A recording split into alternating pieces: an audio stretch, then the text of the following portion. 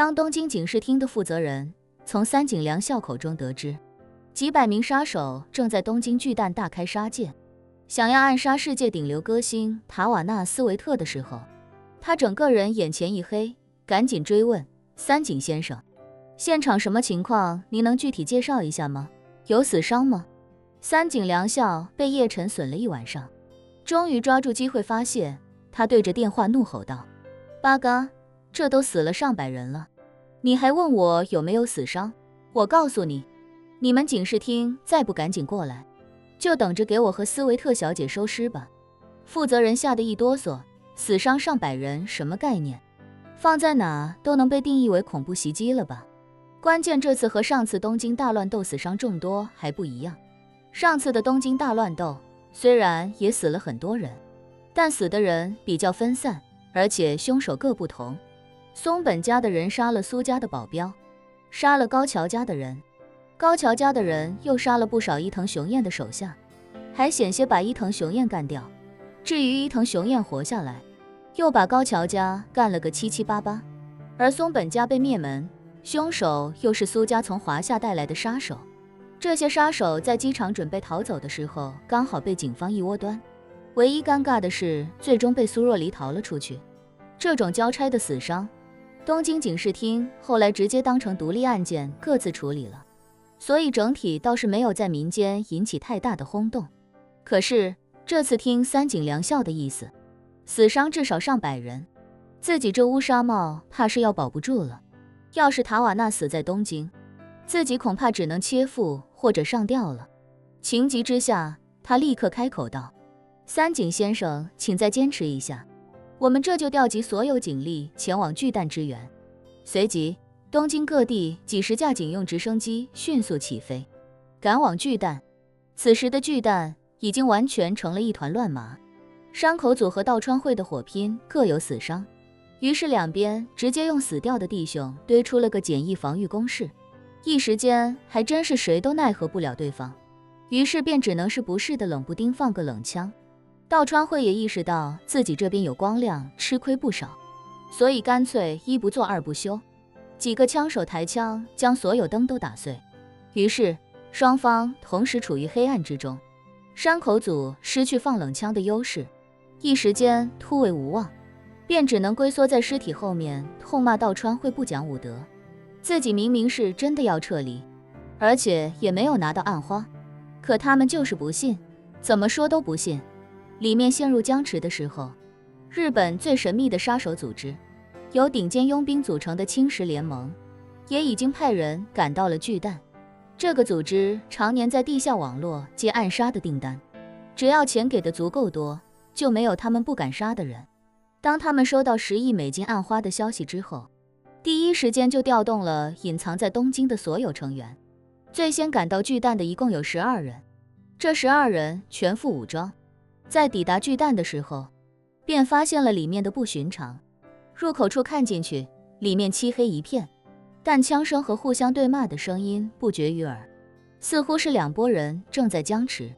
于是带队的负责人便对其他人说道：你们在出入口的外面等着，我先悄悄摸进去看看里面具体什么情况。其中一人忙道：队长，现在里面情况复杂，还有枪响，您一个人进去恐怕会有危险，不如我们一起进去吧。不用，那队长淡然道，里面既然形成僵持，必然是靠外的人与里面的人对峙，靠外围的这些人精力都在里面，再加上里面漆黑一片，我一个人趁乱摸进去，没人会注意到我，再加上我有夜视仪，进去可以先把里面的情况搞清楚。说着，他又对其他人说道，我们人数上不占优势，所以一定不能鲁莽。等我把情况摸清楚之后，大家再一起进去。众人听队长分析的很有道理，于是便也不再反对。那队长便吩咐他们，你们一定要小心谨慎，如果有人来，先不要暴露自己，立刻向我汇报，任何行动都要经由我的批准，明白了吗？这群训练有素的杀手，不是山口组和道川会那样的莽夫，而且大家的组织纪律性也非常强，所以立刻用手势向队长表示已经明确了解他的要求。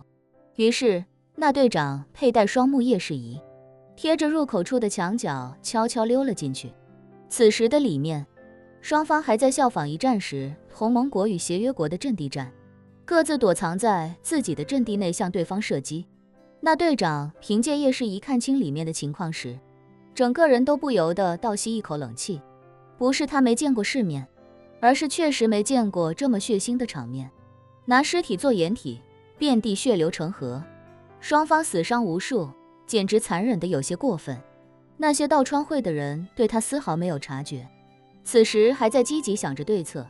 有人甚至向头目提议，大哥，不行，我们就退出去，弄几辆车过来，直接开车冲进去，两头一起冲，后面跟车拿枪射击，不管谁在中间，都必死无疑。那头目重重点头，随后摸黑给了他一耳光，骂道：八嘎，有这么好的主意，为什么不早说？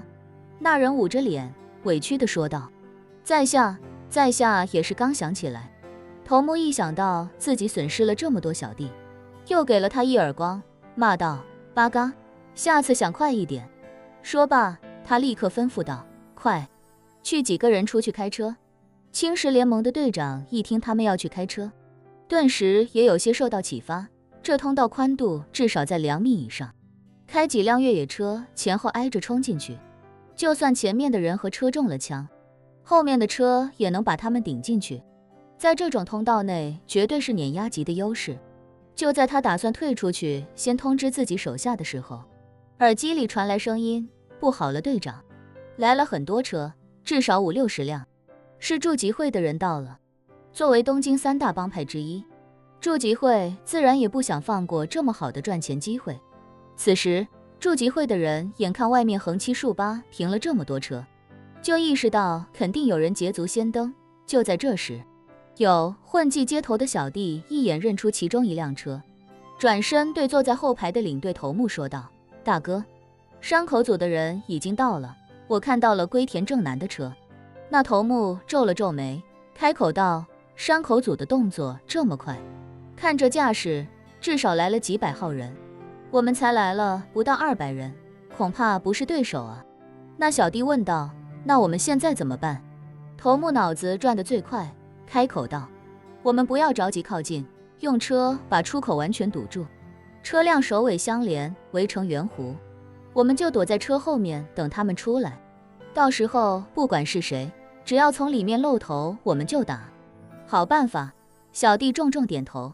几十辆车根本不往出入口跟前凑，而是直接用车在出口处围了一个硕大的半圆，就连那隐藏在暗处的11名青石联盟杀手也被围了进去。